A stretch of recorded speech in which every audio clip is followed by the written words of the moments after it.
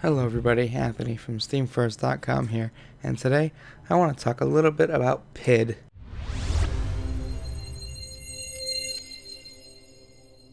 Hello, yes, this game is PID, P-I-D, or however the developers intended for it to be pronounced. But yeah, this is a game, it's a 3D puzzle platformer made by Might and Delight, the same studio who brought us Shelter, and who have worked on games like Battlefield and some other pretty big ones. Personally, I love this because Shelter is one of my all-time favorite games on Steam.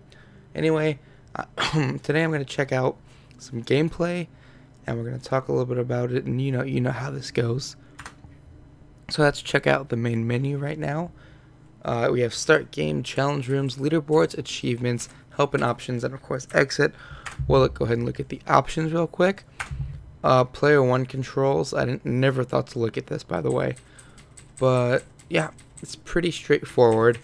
It's controlled by the arrow keys, and I imagine you could bind these to your whim, I suppose. Yep. And then there's jump, which is Z. You can bind these to however you want. I like the defaults. I'm perfectly okay with the defaults. Oops, sorry, Frap decided to crash on me, but yeah, like I said, I'm personally happy with the defaults. Player 2 controls, yeah. Oh my god, we could play on the same keyboard. I gotta get somebody in here to play on the same keyboard as me, because that'd be amazing. Settings, we could look at graphic quality, keep it at high, of course. Resolution, this is the closest to my monitor, 3. Yes, discard my changes. The screen, windowed full screen. Language, of course, which we can do there. Music, I like to keep my sound quite low. Yeah. So I'll jump into some gameplay right now. Magic of editing, everybody. And yeah, I could talk a little bit about the game now. Hello everybody, Anthony from SteamFirst.com here, and like I said, this is PID. Before I get started on the actual commentary here, I just want to really quickly apologize for the buzzy type fan sounds on the background. I'm in the midst of moving my recording setup to a new orientation, and I didn't have any time to record videos in advance before doing this because it was on such short notice. But yeah, I also do apologize for the dogs in the background and people yelling. That is also not in my control. Rough area, don't ask. Anyway, yeah, so this is PID. This is a game by Might and Delight. They actually made Shelter, which is one of the best games I've ever played. I do recommend that as well. And they do like to pride themselves on a playful retro style, and this game definitely shows it. Now, the game does actually have a very simple, minimalist design, which is pretty obvious, even in the main menu that I just showed off. But that's fine, it's a platformer. What do you really expect from a platformer? I mean, it's especially good because it's not missing any real content. Now, it does have the same comprehensive options, such as the ability to change your screen resolution, to rebind your keys, to change whatever language you want the game to be in, sorry. It's a really well-rounded setup, if I do say so myself. Also, the game supports joysticks, and it has multiplayer support, and it's from a team of only 11 people. Pretty impressive. Now, in the actual game, you'll find skillfully crafted level design, some really awkward kind of dodgy controls, and some gorgeous scenery. Now, to the scenery part, for me personally, you guys know I mentioned in the last video how much I absolutely love cartoony type atmospheres in games. I love that cartoony look. That's why I love games like Borderlands 2, or even Saints Row kind of did it for me in the beginning. Even the new ones are kind of good. Platformers nowadays can be put into a lot of different categories just based off of their off gameplay and solely gameplay. And all of this is part of PID's retro kind of style, like I just mentioned Might and Delight. It really tends to like. Now, it's not really, the game itself really isn't difficult outside of the boss battles. Well, all games are really easy aside from boss battles if you really look at it that way. But it does actually really ask for perfection when you do this kind of stuff. Like the kind of stuff you do in the game. Sorry, I'm getting ahead of myself here. The best games ever just make you want to keep playing and playing them. And of course this game definitely encourages that. It has, oops, sorry, I hit my microphone there. It has 3 different games difficulty settings: easy, medium, hard. Of course, this game, it does make you want to keep playing it over and over on each setting. I'm playing this on easy right now in this video, just because I wanted to get through it quick enough to actually be able to record the audio the same day as the video.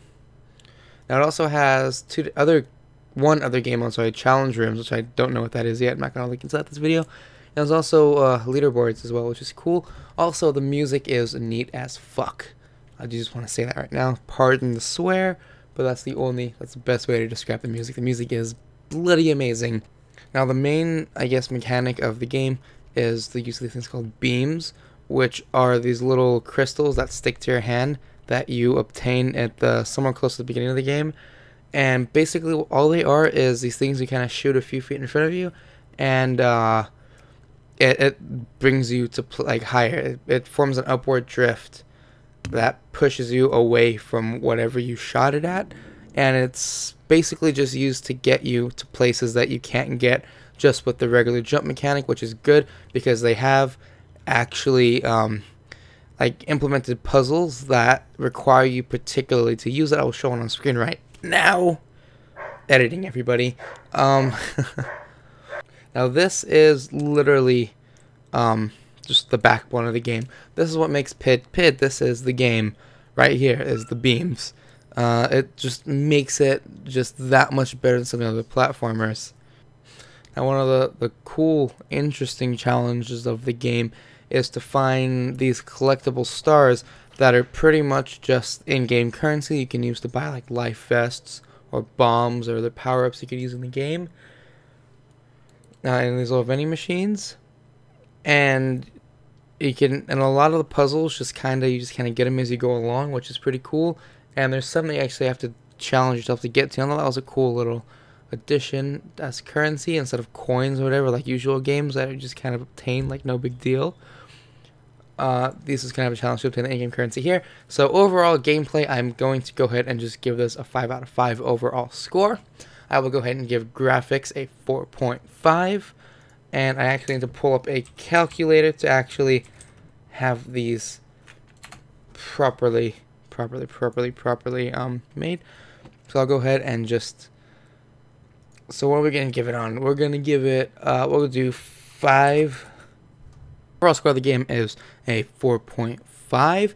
I am just rounding that out because I got a 4.875, and 8.5 just sounds better than 5 because I did give most categories a 4.5. But yeah, graphics are 5, sound is a 5, gameplay is a 4.5, and atmosphere is a 5. So it should be a 5. Scratch that. Yeah, you know what? Overall score is a 5. The game is amazing. 5 out of 5. That is the score I originally wanted to give it, but then I did found a few flaws in the gameplay as far as the really awkward controls. But once rebinded to a certain extent, it actually ends up being amazing. The flaws are just kind of, you know, ironed out. Anyway, yeah, so that is it for this review. I like to keep these reviews as short as possible. Sorry, like trying to go fast and not enunciating properly.